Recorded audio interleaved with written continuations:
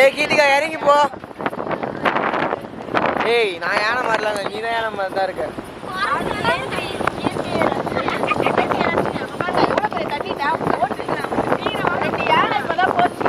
இந்த கீதிகாவும் போக போறா. அப்ப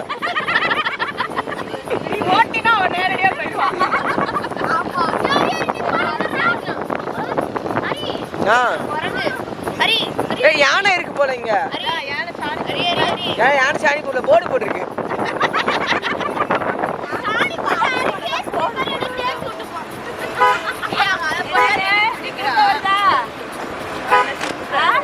இதுப்பா சொல்லிட்டு தூங்குங்க சொல்லிட்டேன்.